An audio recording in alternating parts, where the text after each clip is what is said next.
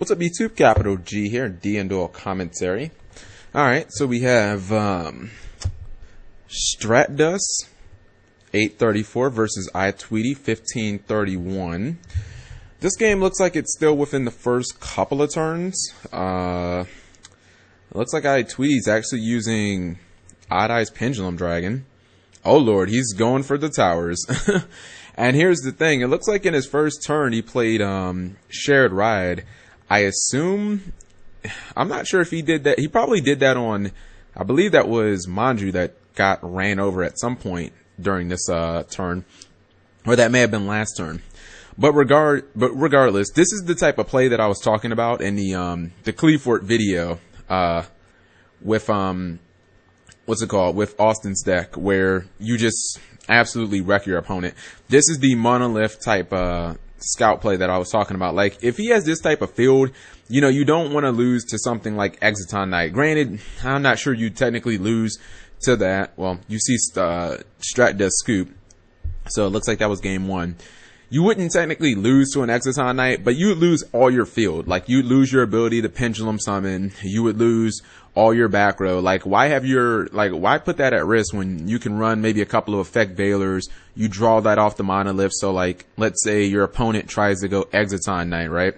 And you have the Phoenix Chain and they MST. They're holding the MSG, or you know, they're Uvanities and they have the MST for it. Well, you still have the Veiler to back you up, because like, they're not gonna get through that much. Like, all of that stuff they had on field, the towers, Nekroz have to exhaust a lot of resources just to get through towers alone. Like, they have to make like Trishula plus have decisive armor, because everything else would get, you know, 500 less attack. So they have to exhaust a lot of resources. And even if they get through towers, the way he had his setup was, I mean, he was going to be able to play Scout +1, Pendulum Summon, like what, +3, Monolith, even more pluses. You get what I'm saying? That's without the back row. So Stratdus opens up with a Senju, and that's met with Effect Veiler. And actually, it just dawned on me, speak of the devil. We're just talking about how good Effect Veiler is, and bada boom, he has the Effect Veiler turn 1, he hits the Senju, and Nekroz don't have a play. So you're seeing already how good the Effect Veiler is. And let's say that he would have been forced to go first. This still would have been a really good setup, because he opened with Scout, and he would have had Veiler for the Senju, so he's in pretty good shape. Now you see, looks like he's going straight for the Pendulum Summon. He's already completed his scale. He's pendant 2.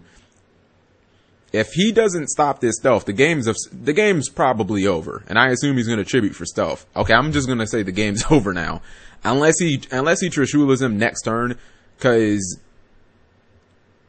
oh, okay, so he bounced his what's it called? I think the game's already over, because not only did Stratdus lose his field, he's going to be able to play Scout twice and draw 2 cards. Are you kidding? So basically, he's already getting a breakthrough skill, because I'm sure he's going to search. There it is, recreate.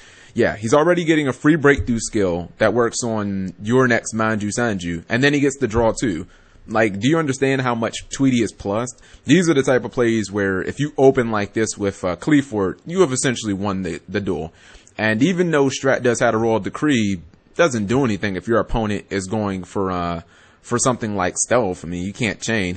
And then he just shows him that he's going to drop towers on his face next turn. He has Shared Ride. iTweety's just outclassing his opponent right now.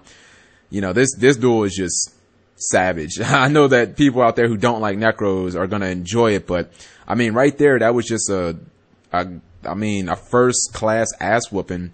iTweety would have easily been able to tribute all 3 for towers, attack the face down monster, then use towers effect, essentially go +1 by getting a free card, and he would have drew 3 cards during the end phase. Not to mention, he showed him that he had Shared Ride. So anytime Stratdus even attempted to search, I mean, he was going to be digging his grave even deeper. So this is how Qliphort have to beat Nekroz, guys. Thank you guys for watching as always.